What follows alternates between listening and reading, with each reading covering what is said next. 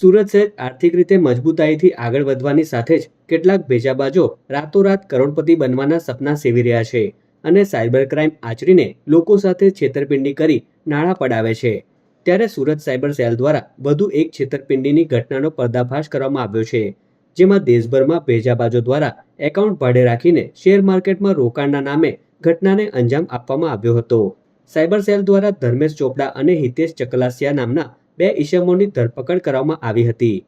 Police તપાસમાં જાણવા મળ્યું હતું કે મહારાષ્ટ્ર, કર્ણાટક, તમિલનાડુ, ઉત્તર પ્રદેશ, ગુજરાત, આંધ્રપ્રદેશ, કેરળ, તેલંગાણા, પંજાબ, વેસ્ટ બંગાળ, મધ્યપ્રદેશ, દિલ્હી, હિમાચલ પ્રદેશ અને આસામમાં મળીને કુલ 57 પોલીસ ફરિયાદ નોંધાઈ છે.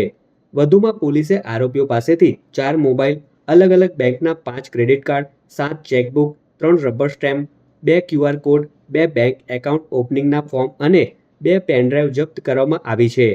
આ સાથે જ પોલીસ દ્વારા સમગ્ર મામલે વધુ તપાસના ચક્રો ગતિમાન કરવામાં આવ્યા છે.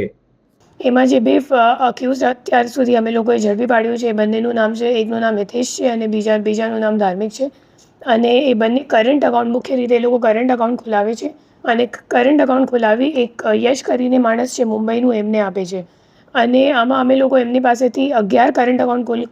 કુલ મળી આવેલ છે અને 11 કરંટ અકાઉન્ટમાં ટોટલ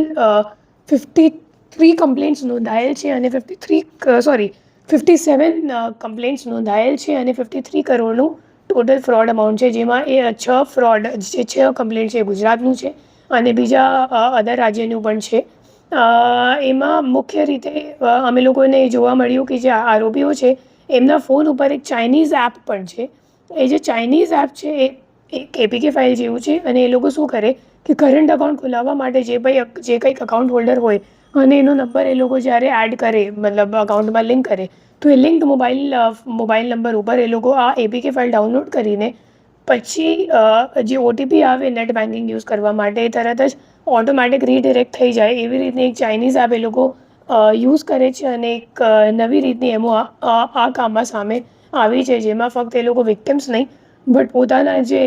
ગેંગના લોકો છે એમને પણ એ લોકો એવી રીતની એપ ડાઉનલોડ કરાવીને OTP મેળવવા માટે યુઝ કરે છે.